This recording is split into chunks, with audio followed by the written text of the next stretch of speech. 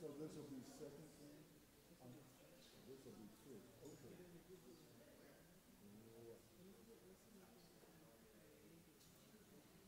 Right, right, right, right. Okay, that's fine. I just gotta move it. Okay.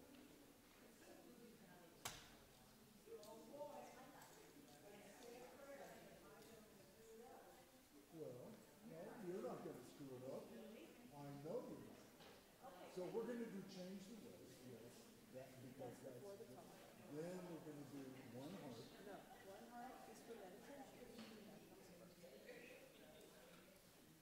Well, that's what I mean, we're gonna do change the way, yes, before the, I don't know what meditation, this is gonna be the first one.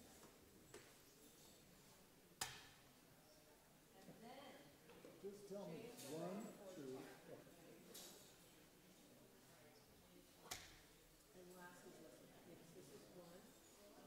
yes. Oh, okay.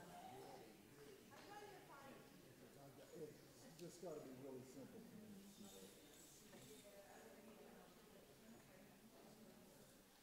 Oh my goodness.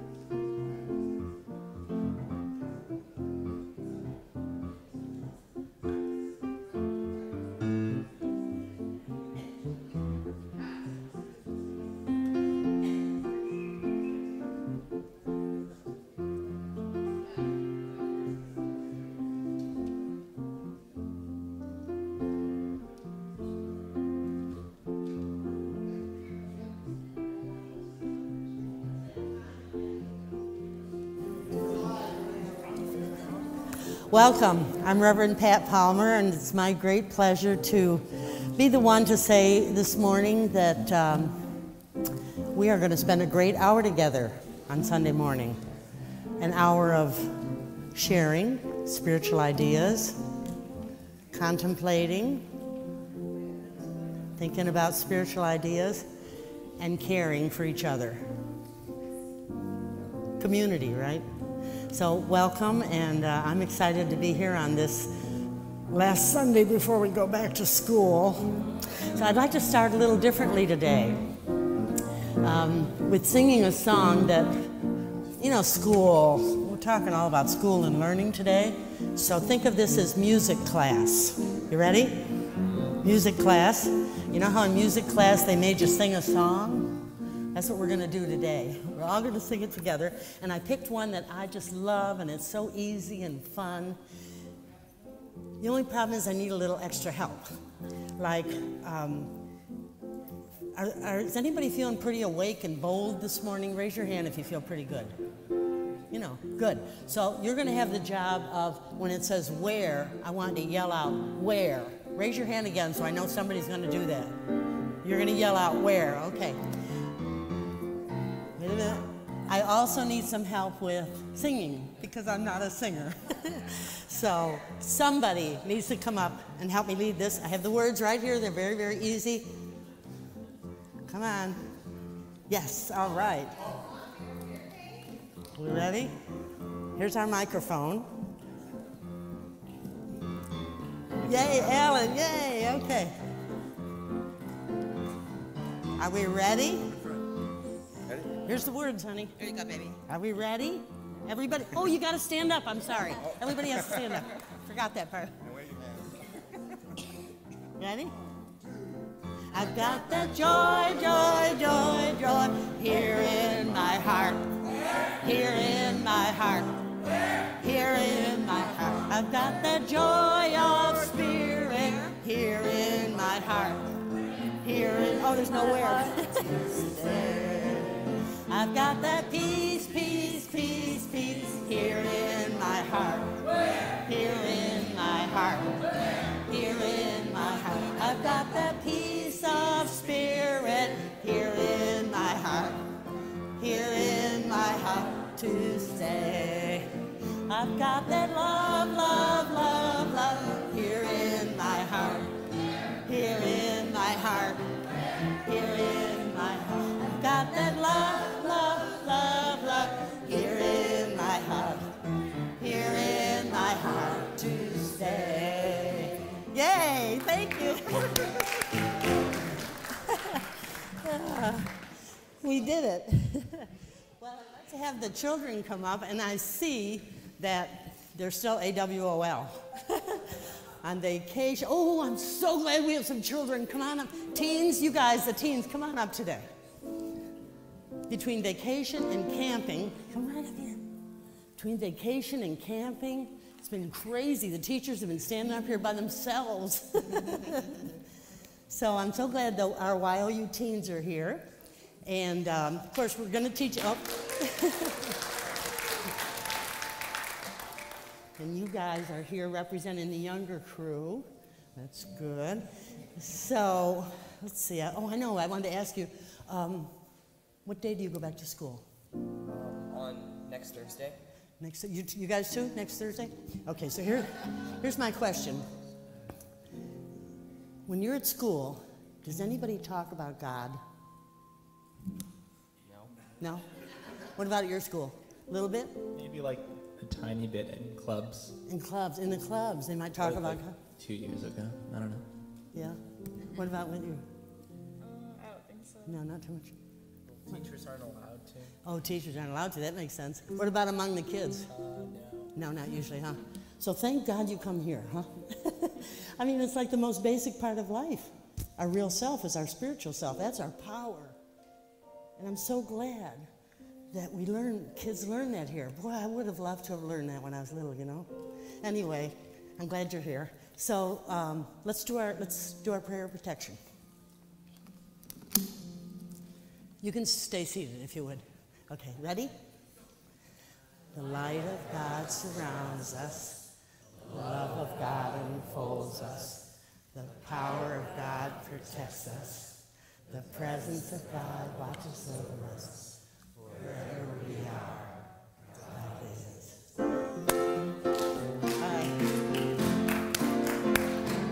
This little light of mine, I'm gonna let it shine. Yeah. This little light of mine, I'm gonna let it shine. This little light of mine, I'm gonna let it shine. Let it shine, let it shine, let it shine.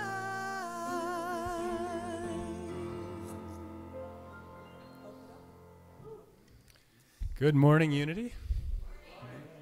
It's great to see everybody here, and my name is Gabe Paulson. I'm your worship assistant, and just so happy to be here, and so happy to see everybody here.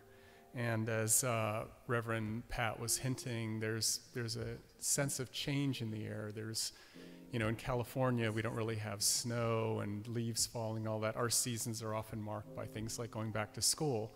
And I actually live right behind Redwood High School, so did we have a song? Or? We do. Let's do Open Open. And then we'll talk about, sorry. Everyone can sing. Open to the presence now. Open to the presence now. Love is in this place. Open to the light within. Feel God's peace and grace. Open to the presence now. Love is in this place. Open to the light within. Feel God's peace and grace. Thank you, Deborah. So where was I? I was talking about going back to worship assistant school where they teach you the sequence of it. Anyway, no, I was saying that there is that sense of change in the air, and I live behind Redwood High School, and I walk on the track every day, and as kids are coming back, I try to get into the feel for what it's like to be a 16 or 18-year-old and go back to school, and the way I want to share that is just by the bumper stickers and t-shirts I see. So some of the kids are walking around campus, and I love this one shirt which says 4/3 out of kids have troubles with fractions. And then there's another one which says there's a survey that 80% of people have an above average sense of humor. And it's not reaching you, okay. Back to school. But actually my favorite, saying that I've seen the kids have is one that says, doubt kills more dreams than failure ever will. And it really makes me think that at that age and at any age, learning is a daily process. And just like we have once a year a New Year's celebration, and to me it's a reminder that every day can be a new beginning. To me, this back to school season is a reminder that every day can be a chance to learn, to go to school, to learn something new. And today we have a wonderful service really to bring that theme to life. So Reverend Pat is going to talk about that. And then we have a bunch of speakers, announcements about people who are teachers here, and chances for us to continually learn, to grow, to build the hope, to build our faith, to build our connection. So please just relax, and you've arrived, and let's be here today and enjoy the service. And every week we do our mission, and we are at a special time in our congregation where we're looking for a minister. But in my mind, there is something even more important going on, and this happens whether we're looking for a minister or not. We're always looking for higher self. We're always looking for our own spiritual identity. And that's how we orient ourselves with this first statement, just to say collectively what our mission is. Why are we here today? What's our purpose? So let's all repeat this together, that we are a spiritual community committed to authenticity, the expression of for each other, living abundantly. Thank you. And after the second service today, as a community, we'll be gathering for our once-a-year annual meeting. And there really is so much going on right now. I hope every one of you takes at least a little time to check in or pick up the booklet. which explains, how our minister search is going, our Montessori school, our finances, our attempts to reach people and membership. And it's really a chance for the entire community to, in my opinion, express leadership, to co-create. We're all here, we're all volunteers, at least, on the board, and we're trying to do the best to bring the highest and good for our community, and love to see you there. So after the second service, please attend if you get a chance. And another great opportunity, and it's amazing that it's already happening, is that we have a fall book study, and Reverend Medora is going to come up and just tell us a little bit about what's going on with this book study.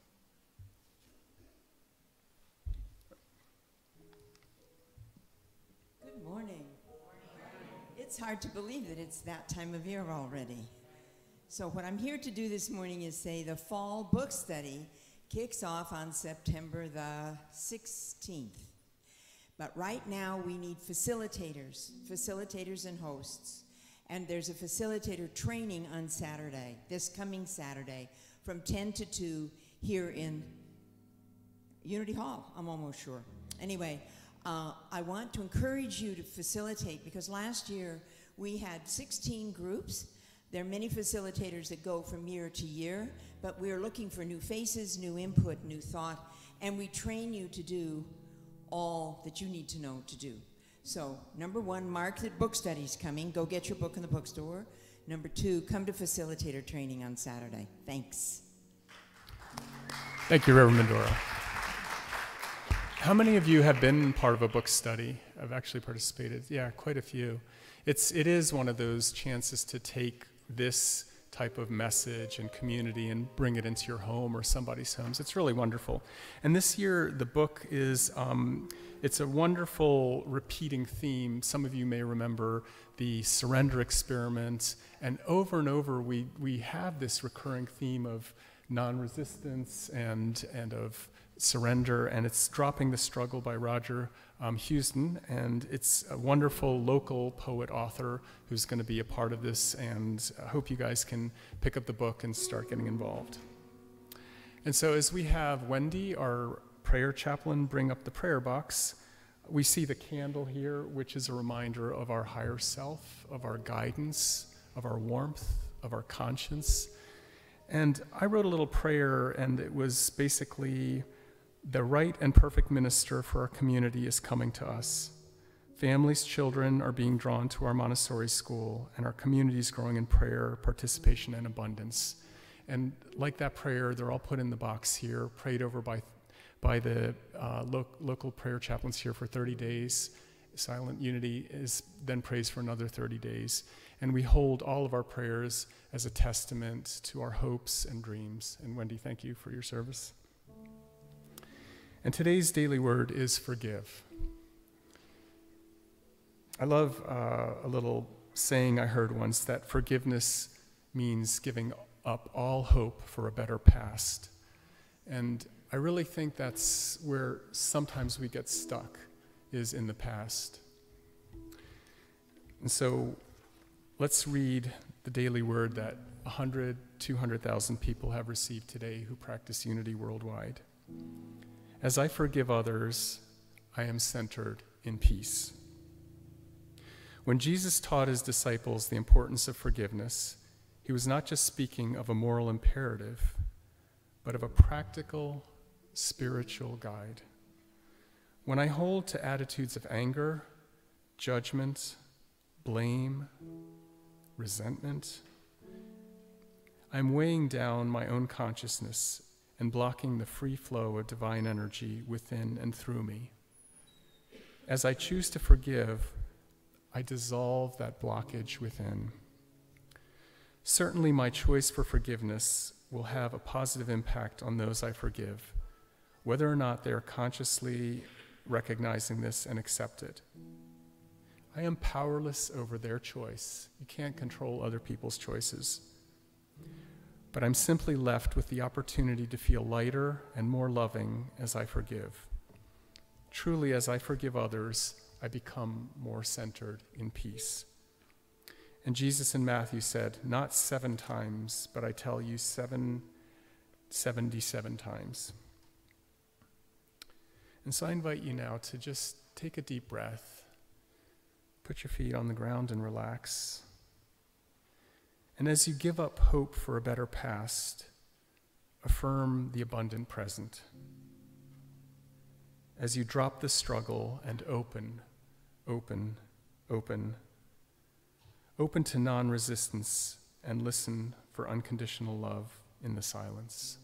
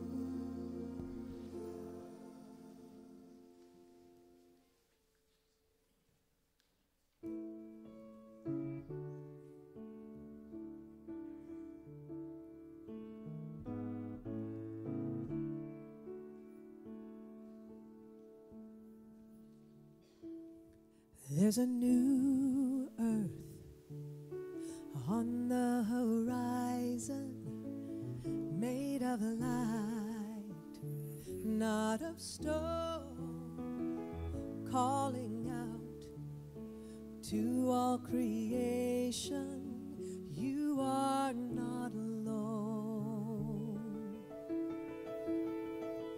Lions and lambs, good and evil, best of friends, enemies, woman and man, losers and winners, they are all in you and me. And we are one heart, looking for answers. We are one soul, finding our way through the dark.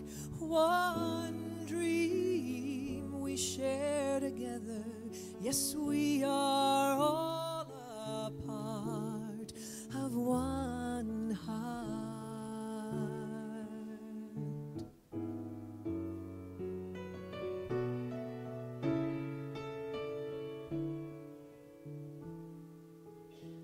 Out in the cold, there are faces hidden by wind and rain. Hold out your hand, someone will take it and bring you home again.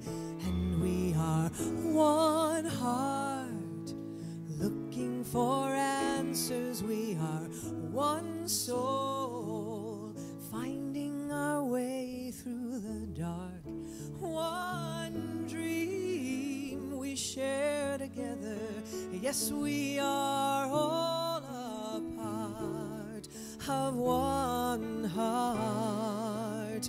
Around the world tonight, oh, the fires are burning, tears are falling from the sky, and still the world keeps turning. We are one heart, one soul,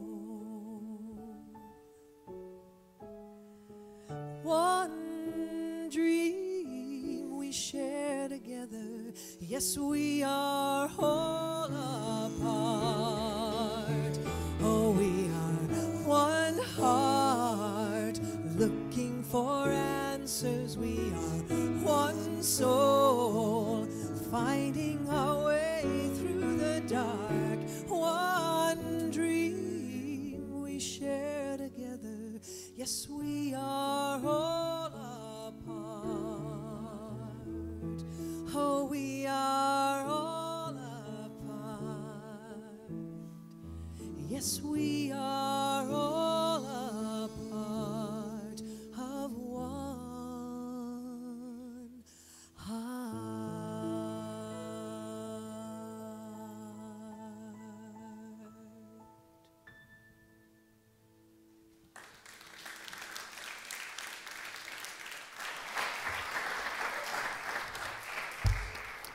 Thank you, Deborah. It was beautiful. And sorry for cutting you off before. By the way, Deborah will be playing next Saturday at the Marin Center with other musicians, so check her out. Always such soulful expression. And Benny, as always, thank you for the piano. It's nice to have the music today. So you may notice all the tents that are outside. Well, there's two, and one of them is our hub, which is a place to come together and find out about the events, the classes, the activities.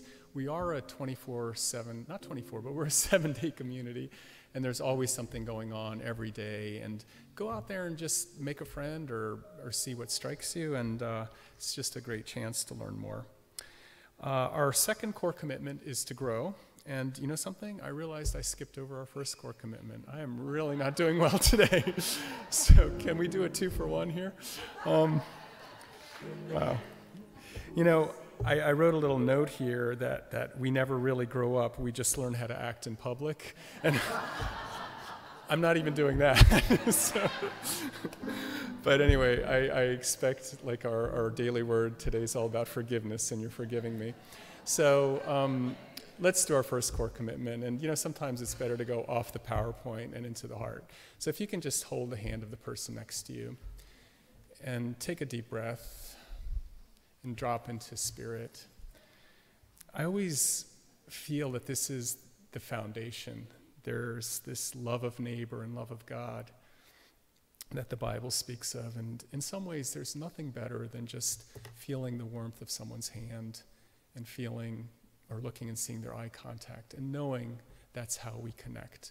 And so we connect in spirit, inspiring each other, community, in the world. And let's say that together. We connect in spirit, inspiring each other, community, and the world. And our second core commitment is growth, and I commit to grow as a worship assistant and do a little more rehearsal. But let's say that together, that we grow in consciousness, healing, and prayer. And one of the great ways to grow is by experiencing all the teachers we have here. Again, we have our minister, our senior, associate, different people. We have prayer chaplains, and oh wow, maybe I'll make more mistakes. But we have Janice Campbell, and I believe she's here. Do you want to raise your hand or stand up? Janice is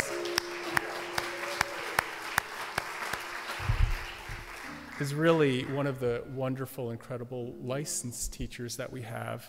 And she'll be doing her spiritual economics class starting on September 16th, I believe. That's a Sunday. I'm sorry? Okay. Note to self. Just look at the slides and ignore me. But anyway, the contribution I can make is to say that Janice's teaching style and her depth is really something worth experiencing. So do come. And after that, there's also a prosperity day long, which now I'm going to turn around and look. is on September 6th and 7th, that Monday and Wednesday. So in either case, I think we all feel that we want more abundance, and sometimes we're our worst enemies or we get in our own way. And Janice has a unique style, so please come and experience that. And Janice, thank you so much for your contribution.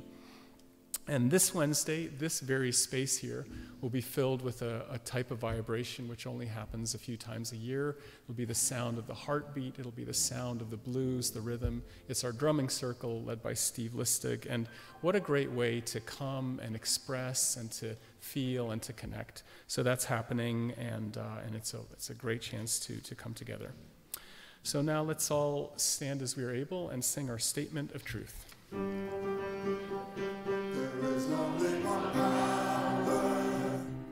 Only one presence, active in all my life and in the universe. God the good in all, through all, and over all. There is only one power, only one presence, active in all my life and in the universe. God the good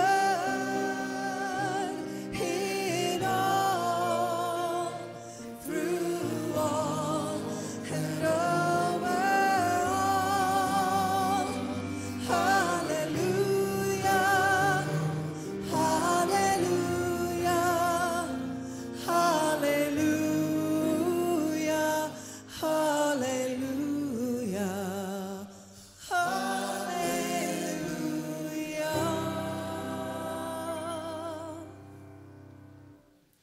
Okay, who likes to sing out there? You know we like to sing in this community. So I'm going to need a little help on this. It's very easy. It's do-do-do's.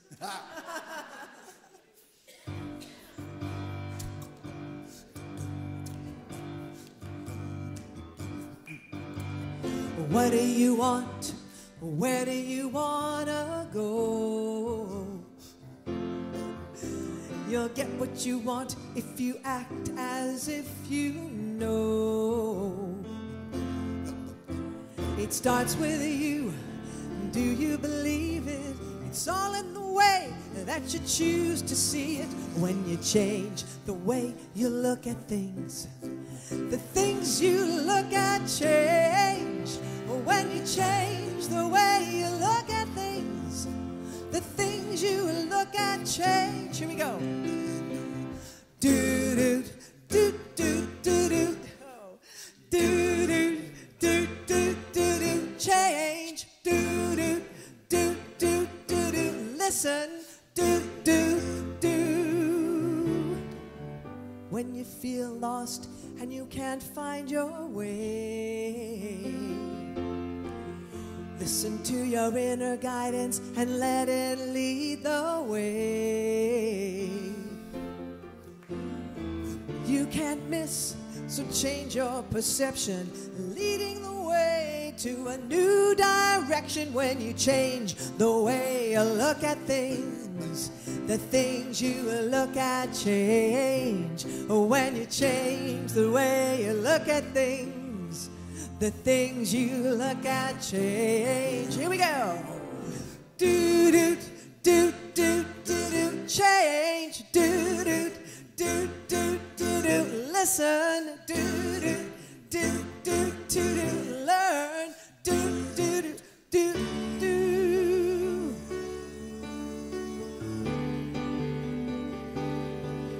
When you change the way you look at things, well, the things you look at change. Just start your learning and listening, and the things you look at change. Here we go. Do do do do do do. Change. Do do do do do do. Listen. Do do do do do do. Learn. Do do do do.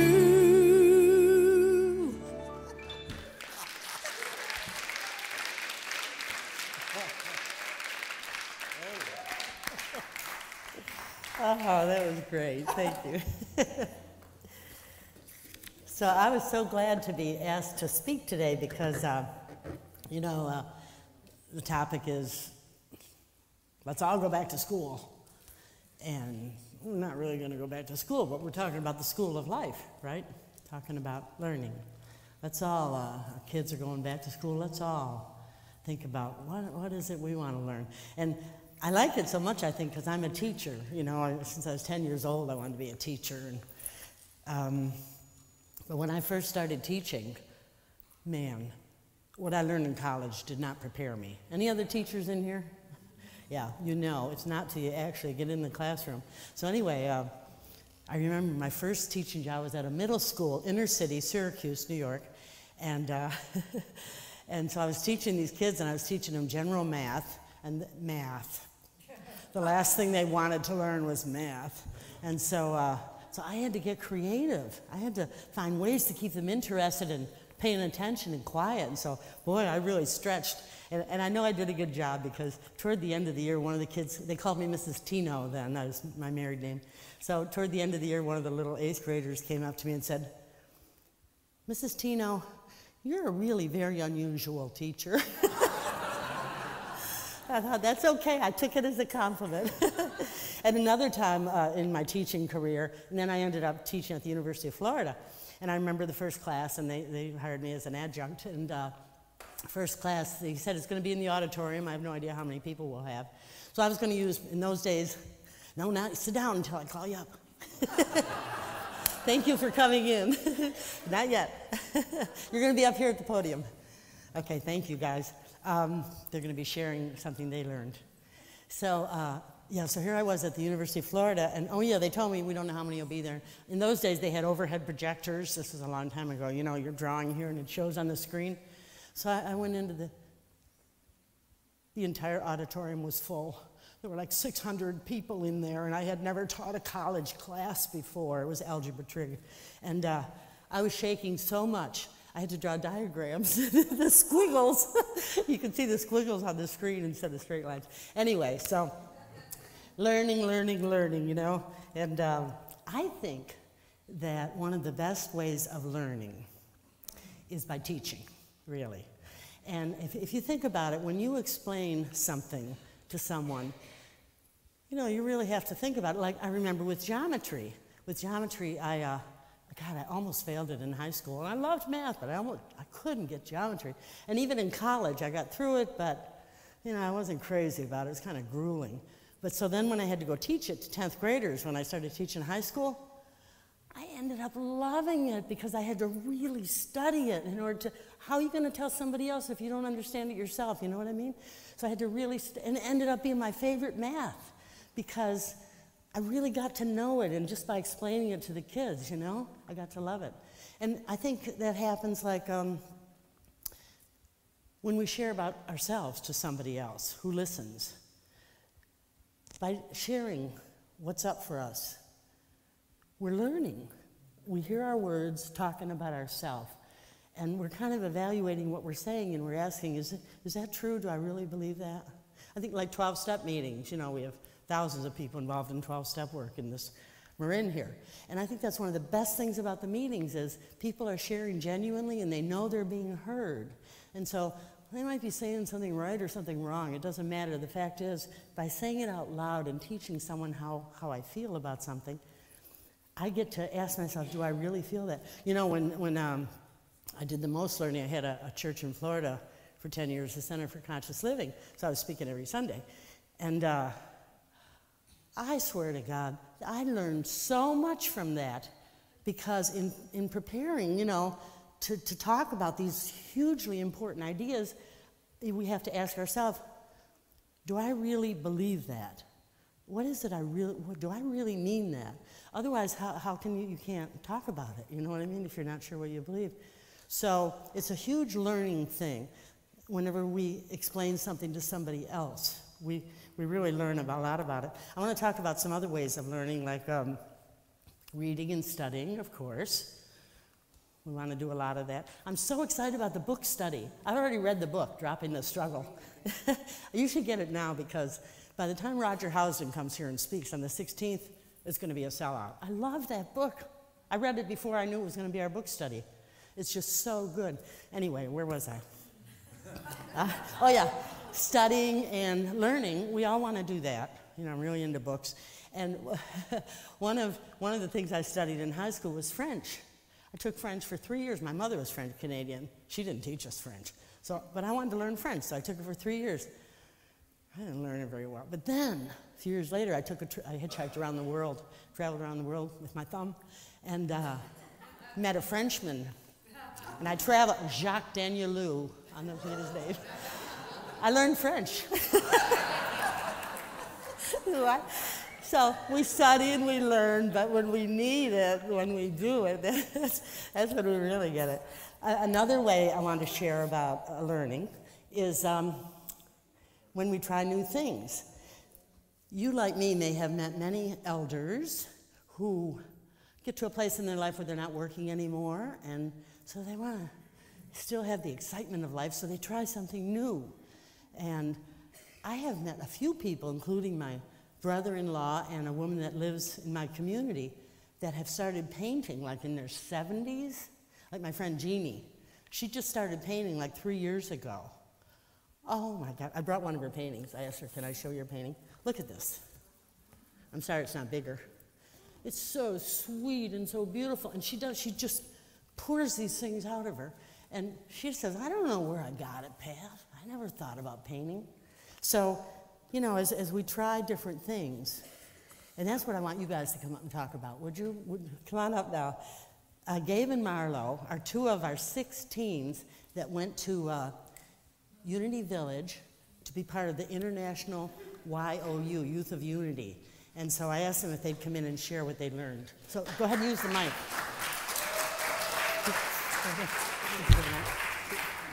Okay, then. I went with a little... so from IYOU, basically, I hadn't heard of the 12 Powers before. And it was just such a magical experience, like a lot of self-reflection in groups on where you're at with all the 12 powers. And you meet so many amazing people, and you really develop these connections like instantly, and this kind of like love and acceptance, and you learn how you can like share yourself and be honest about who you are. And that was just like beyond amazing. Along with that, from YOU in general, valuable lessons in communication and procrastination, like setting up fundraisers and the lock-in and all of those things, and learning how much work you have to put in to plan and make events and really like have spaces to make those connections with people. And it's difficult, but it's so worth it when it's done. Yeah, so after IYOU, like we had camp the next day or the same day, starting like we got back at 1 a.m. and camp started at 5 p.m. And I was so tranquil and happy at my camp, like all the people that used to bother me, like I was just like, this is fine. And it was just like, it had changed my viewpoint a little bit, I don't know. I was like, wow, like this year is just so much better. I was like, and then I thought about it and I was like, wow, maybe IYOU like helped me see that some things are not as important as I originally thought they were. So yeah, thank you.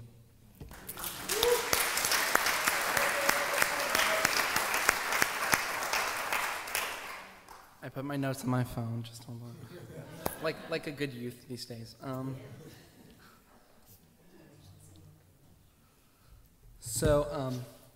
IYOU, like 12 powers, like I did not know what they were or like what they had to do with, and like I don't know, like I'm not the type of person that will like good at following through with like abstract concepts, so like 12 powers, like I didn't really know like what is that.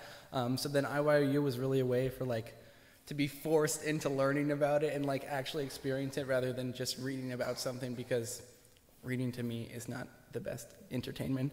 Let's see. And just the community there is really great. Everyone is just very loving, and there's no like, it's not really the real world, because like people are mean out there. But, you know, you just find the right people that are very loving and open and caring, and that's what IYOU was. And why are you? I have learned a lot. Let's see. So religion can be what you want it to be, is one thing that I have learned. Because like growing up, going to church, and it's like God, and then like my aunt would send me like religious chain mail of like the devil will get you if you don't like do this, and just, you know, just different aspects of religion that I was not so fond of, and just like, you know, like using fear and like tactics, and just that was not really appealing to me. So going to YOU was like, you know, it doesn't have to be this thing that, you know, you think feels controlling or anything like that. You can feel how you want to feel, believe what you want to believe in, but it's your own. And the same thing with spirituality. It's just, I had never really like meditated before or thought about anything like that. So just knowing that like my spirituality and my religion is mine and not something that someone else tells me and that I have to, you know, like believe in automatically, and I can believe what I want to believe, is just one of my main takeaways. Thanks, Josh. Thank you.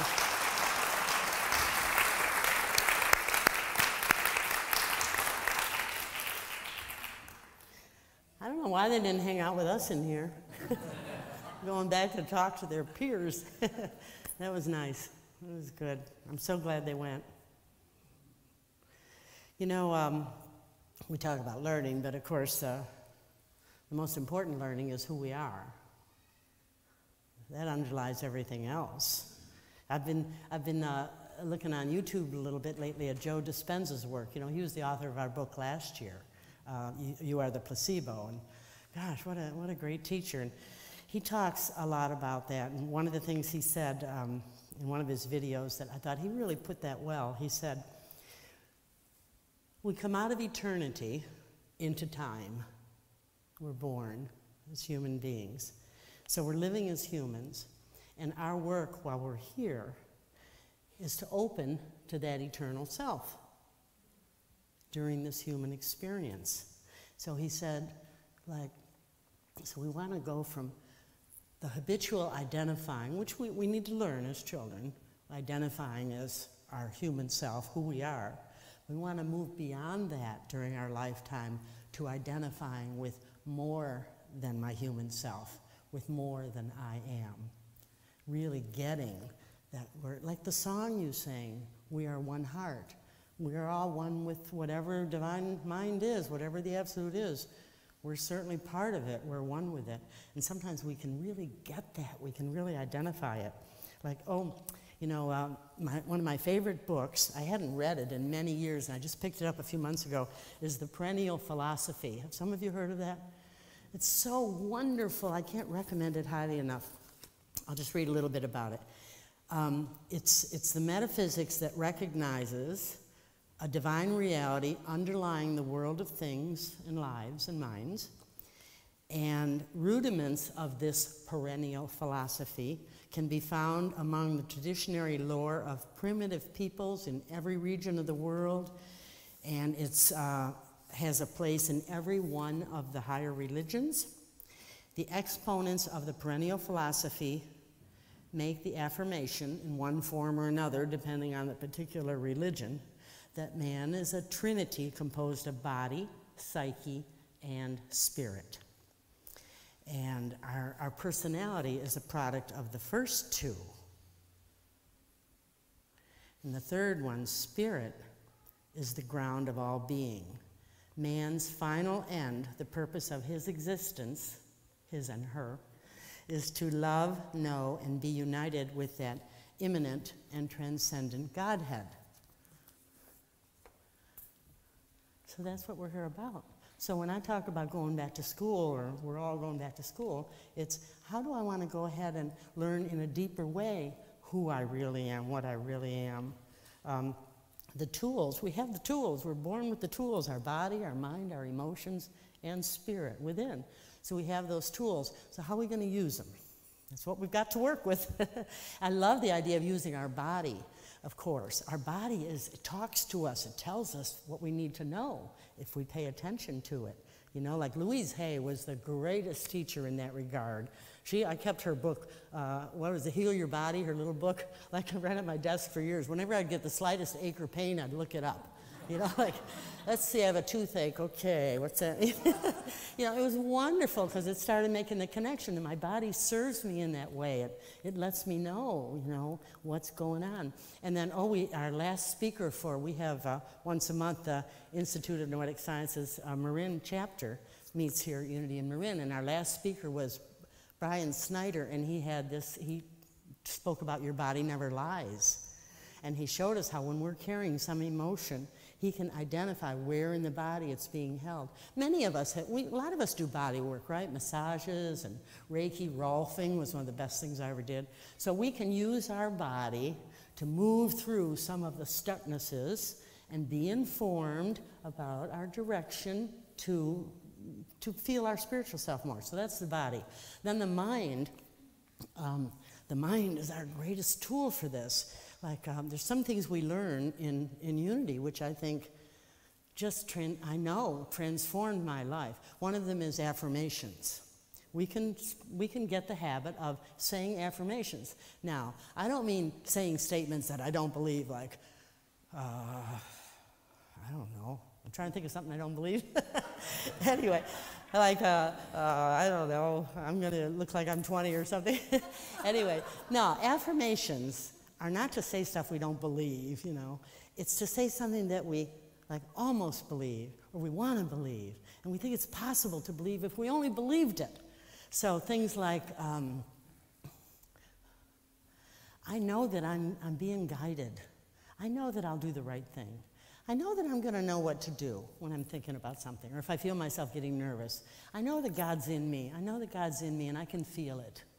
Or if I meet somebody that I don't like, heaven forbid, you know, I can think, I know that Spirit's in them too. You know, Spirit is in them too. So these are affirmations, things that I don't know if I really believe, but I want to believe. Because what we're doing is we're influencing our subconscious when we say that stuff. We're like reprogramming our mind. Boy, did I have a lot of reprogramming to do when I discovered spiritual teaching. I had so much reprogramming. I was doing affirmations all the time. Another way we can use our mind is prayer. Prayer is great. And I don't mean the beseeching kind of prayer, the asking, although sometimes we want to do that. Sometimes when the chips are down, we want to say, please, God. You know, I've heard myself do that. Please, God, we ask. I'm talking about the kind of prayer that is like, this is going to sound weird, but we don't really need to tell God anything. Whatever that divine mind is that it knows everything already. I love the scripture from, I think it's from Isaiah, the quote in scripture, before they call, I will answer. You know, I love that. It's like, I don't need to tell God I need something. I don't even need to ask God to give it to me. I mean, that deep part of me, my connection, my one connection with everything, knows that already.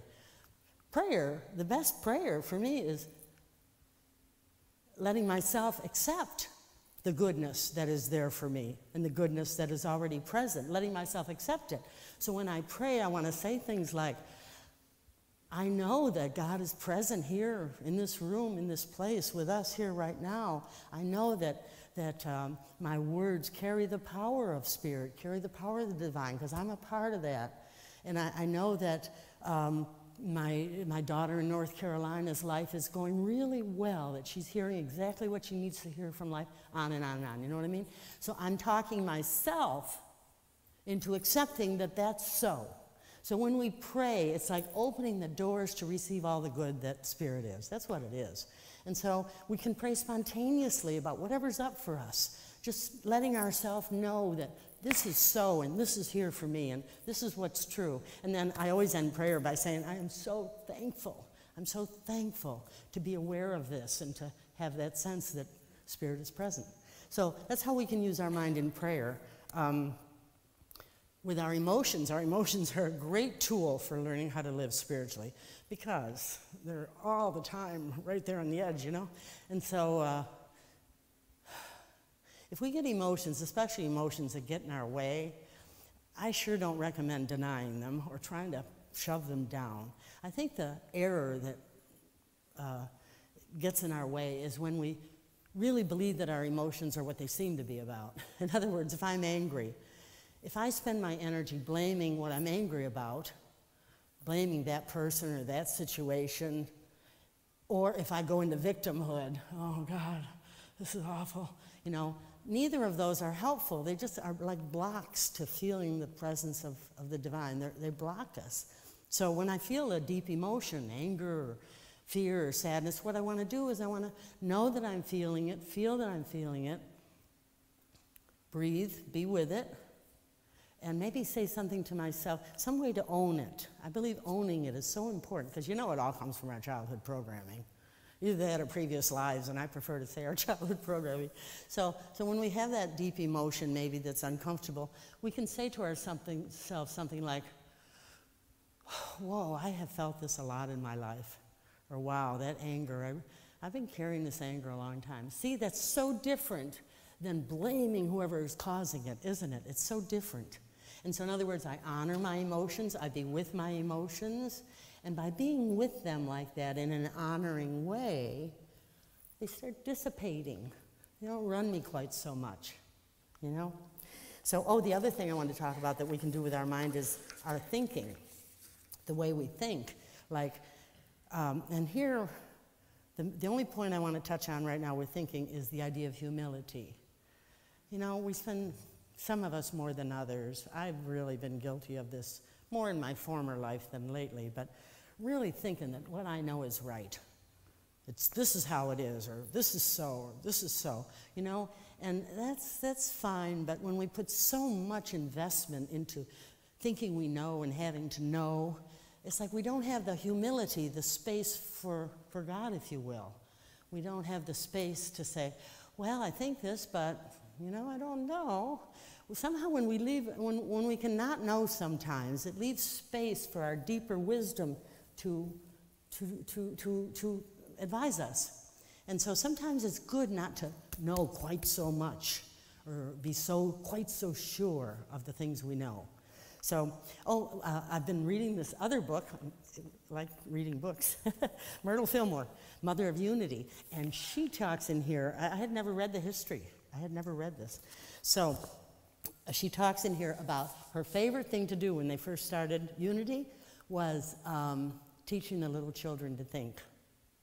She loved going in the classes and teaching the children to think. And that's why I'm so happy about our program, because, you know, kids need help with that kind of thing. And they hear all kinds of stuff from adults, you know, and they need to be able to think something like when somebody is acting in a bad way. They need to say, you know, be able to say, I know God is in them too, you know, things like that. So that's what Myrtle loved. That was her favorite thing in the beginning, teaching the children to think. So that takes care of our body and that takes care of our mind. What about the third one, spirit? How can we use spirit, our spiritual self, to become more aware that we're a part of it? I guess there's a lot of ways to use it, but I think my favorite thing, or at least the thing I want to talk about right now, is not using it, letting it use us, letting our spiritual part of ourself use us. Like opening to that power within us, and letting it use our mind and body to become closer to it, if you will, like in meditation. I think maybe the single strongest thing we can do to open to spirit is meditate. There's all kinds of meditation lessons and zillions of kinds of meditation. We can do that. I just think it's so important, even if we don't do it every day, just do it once in a while. The other way I think that we can open to spirit and let it use us is through intuition and listening and opening to that inner voice. Like, there was one story in the book, Myrtle Fillmore, Mother of Unity, that I loved and was such a good example of this. It was she and Charles were so involved the whole way. I mean, the book is wonderful. And it's one paragraph said that she was 85 and she had just finished teaching a 5-week class.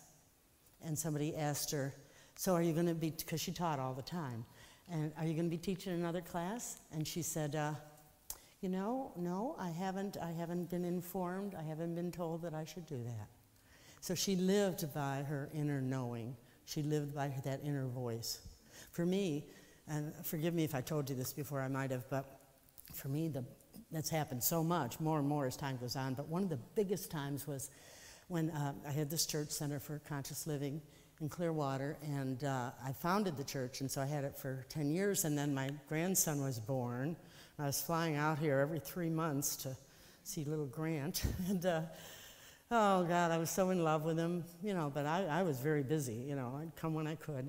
And then my daughter said, Mom, if you would ever think about moving out here, and I said, I couldn't, I would love to, honey, I'd love to be there, but I could never leave the church.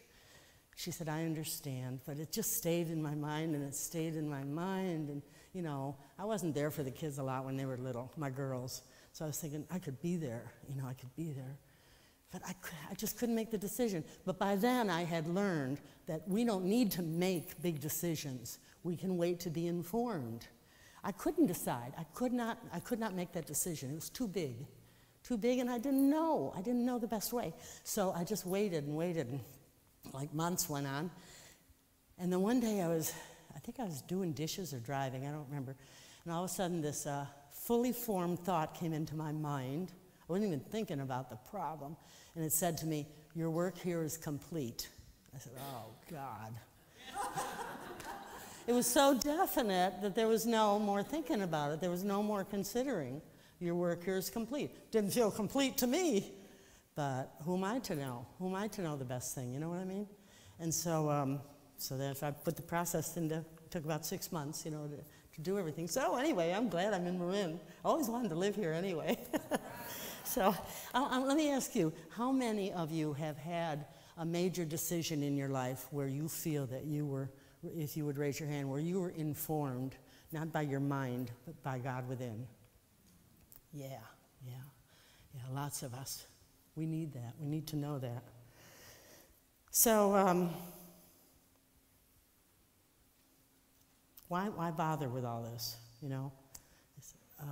A lot of people just live their life and they go on pretty happy and they're successful and, you know. There was another thing I read in Perennial Philosophy that I just wanted to, I think it answers this question so charmingly. It says, Aldous Huxley is the author, you never enjoy the world aright till you are intimately acquainted with that shady nothing out of which the world is made. That's really nice. So the thing is, there's a joy and a sense of peacefulness and almost like a lightness of being that comes along with the spiritual path, with opening to that spiritual path. I just got to share one more thing. This is going to sound strange, I know. If anybody doesn't believe the way we believe, they'll probably leave now. But I've been experimenting with something lately that I've never done before, and who knows where it came from. But I just wanted to share it in case anybody else wants to do it. You know, we talk about God being us. I mean, we're expressing whatever spirit is. My role in life is to express that through me, through my words and my feelings and my very being. And so a week or two ago it occurred to me, well, instead of talking in my mind as my Pat Palmer self, how about if I speak as my God self?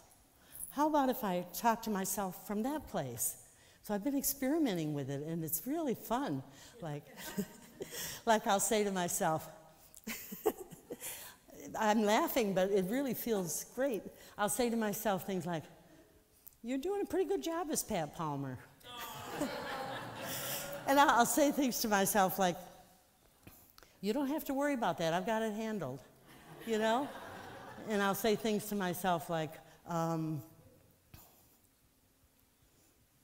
don't know, I can't think of another one. but things like that where I can say, something like, you know, what I am is beauty and order, and I'm expressing it through you, through your personality. You know? So it's kind of fun because it like gives me a bigger picture it helps me connect that is inside me, that is part of me, that is who I am, and that's who I'm going to be when I'm done with this body. This body's temporary, but that's who I'm going to remain. So just to close, I want to read 2 little poems from one of my favorite poets, Hafiz, is that how I say it? Hafiz, thank you. Anyway, even though I can't say his name, I like him. And there are 2 poems in here that I just think are fun, that kind of have that irreverent, but really reverent message. Okay, so here's one. When no one is looking, I swallow deserts and clouds and chew on mountains, knowing they are sweet bones. When no one is looking and I want to kiss God, I just lift my own hand to my mouth. Isn't that cool? Loved it. Okay, here's the last one. God and I have become like 2 giant fat people living in a tiny boat. We keep bumping into each other and laughing. Okay, great. Okay, so let's say our denial together while the ushers come forward. I don't need to figure everything out. And our affirmation, I am always being led by my inner God self. And so it is. So this is our time for giving from that sense of joy and gratitude. You know, as we walk the spiritual path together, who we are just overflows. It overflows into our life, and it overflows into our beloved community. So thank you. Thank you, Pat.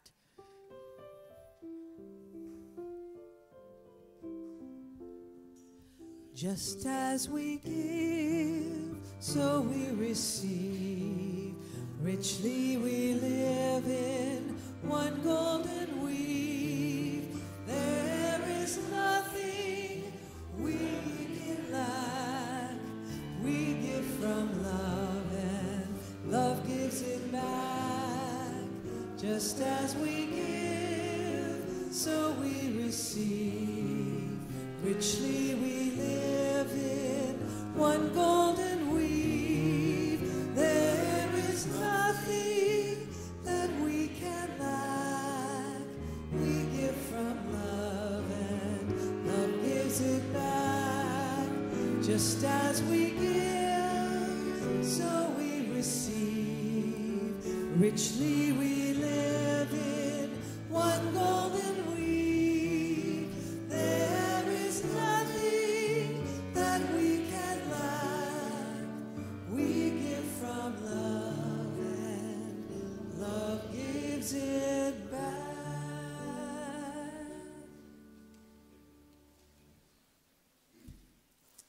Thank you, Pat. That was so much fun. Listen.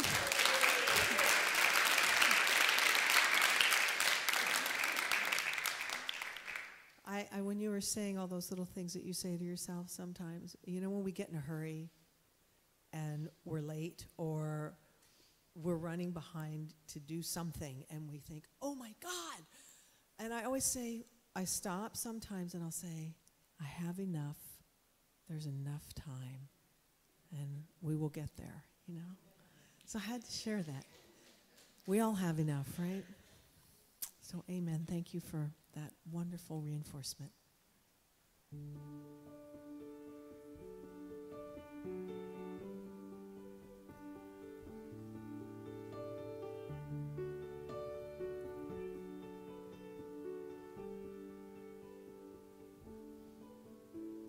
Here we are, you and I at last, in the right place, at the right time. Every dream I've dreamed now has come to pass. 'cause you've been right here all of the time. I can't believe the years of holding back are through, and I can finally share what's in my heart with you.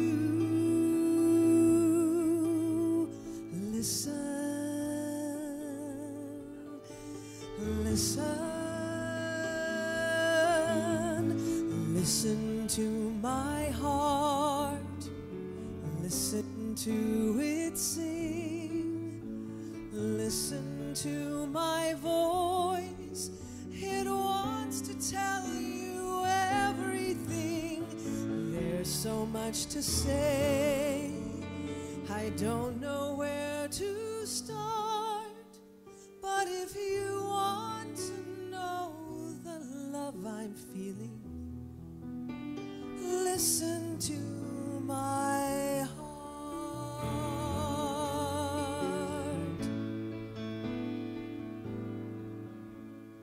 All my life I've been on a road going one way toward one dream. The road would wind, never letting go, always searching, never finding. But even in my darkest hour, I always knew that someday, somehow, the road would lead to you. And the words can't express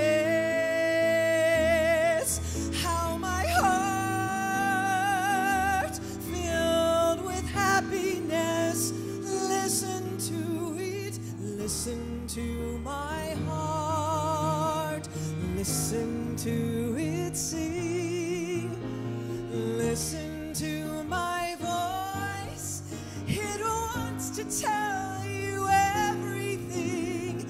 Listen to my song and listen to it soar. I've waited all my life for this one moment. I'm not waiting anymore.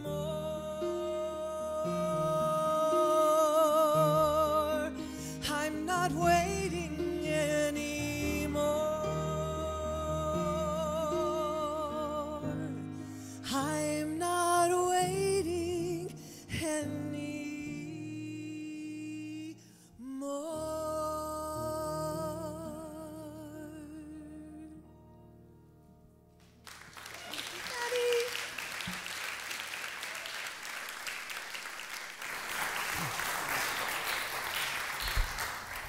As the ushers come forward, let me mention again about the annual meeting this afternoon. You know, we're a wonderful community, and this is the one time a year when we take a look at ourselves. Where are we? Where are we going? So if you can come back at 1, please do. So now let us give thanks together.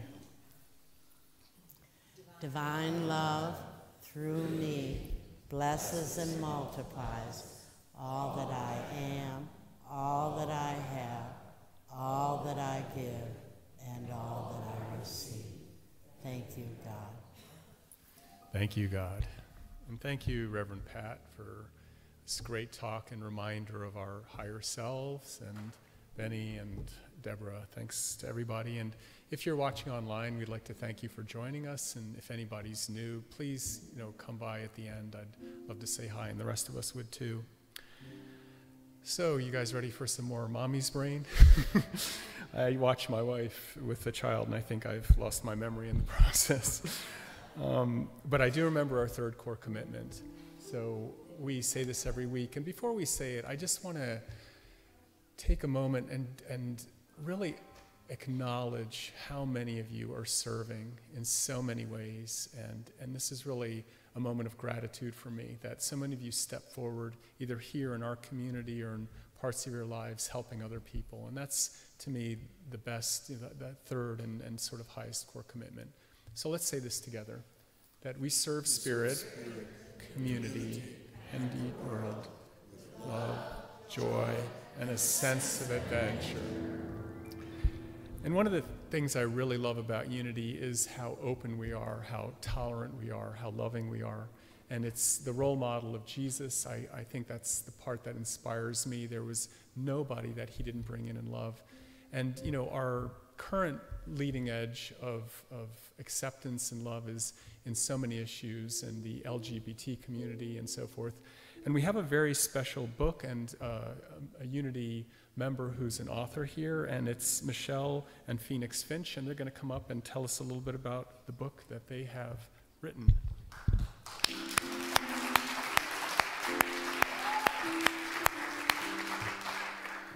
Thank you very much.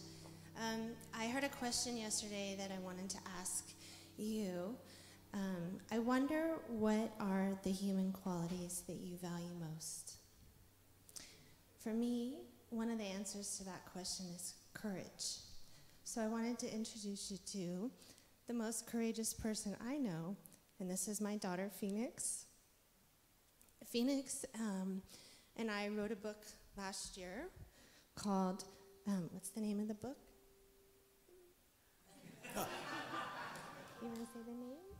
It's called Phoenix Goes to School, right? And it's a story to support transgender and gender non-conforming children. And it's about Phoenix going to school for the first time wearing her dress. And we're here to invite you to a special event this Friday evening right here in the sanctuary at Unity of Marin. It starts at 6 o'clock. We'll go from 6 to 7:30, where Phoenix and I will be reading her book and having a conversation about gender nonconformity and about what it means to be transgender, and just about diversity issues in general. And so this is the perfect place for us here with our spiritual community and our spiritual home to have this conversation. And we hope you will come and support us, talking about being our true selves, right? And showing love for who we are. Phoenix shows us all how to do that. And this is an opportunity to connect and to grow. And so we hope you'll join us this Friday at 6 o'clock. Hope to see you there.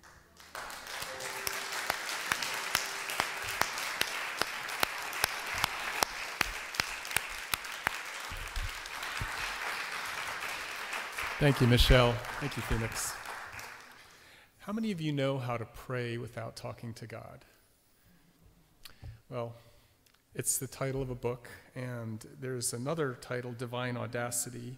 They're both written by Reverend Linda Martella Whitsett, and she is actually going to be here to tell us about the history of Silent Unity in a couple Sundays from now. And Silent Unity is one of the cornerstones of the Unity movement, a way in which Unity members have prayed with all sorts of people throughout many, many years and many, many places. So do come.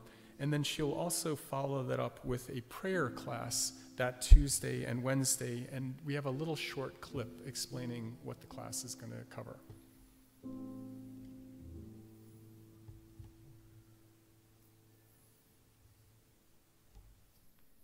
Hello, Unity in Marin. My purpose in this world, my spiritual purpose, is to be the light of the world. Now, I don't take that personally, and I don't believe it's unique only to me. I believe that's why we're all here. And in fact, that's why I believe in a practice of unity prayer.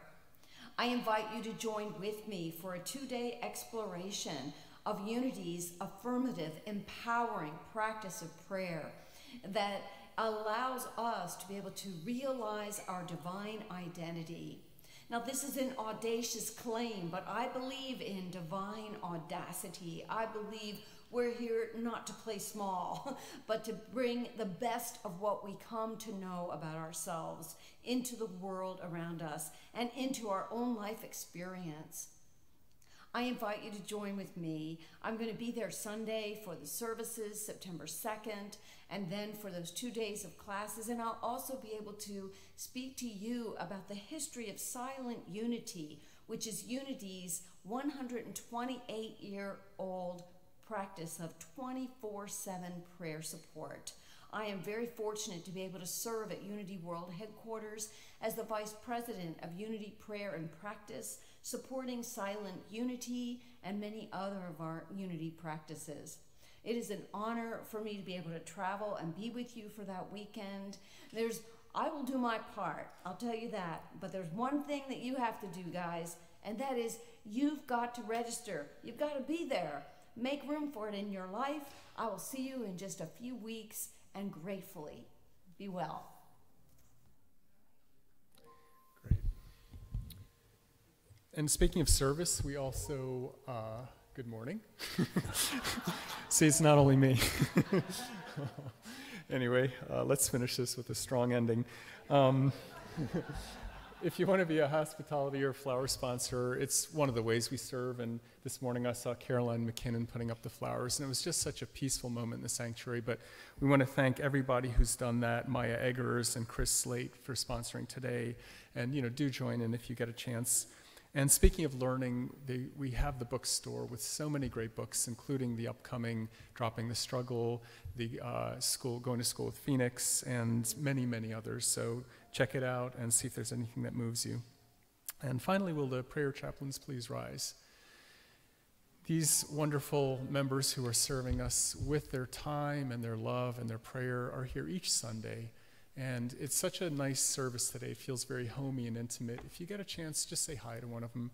And if you have any joys or concerns you want to share with them, it's just a great chance to have confidential and loving support. So, chaplains, thank you for your service. And the rest of you, if you please rise as we sing our peace song.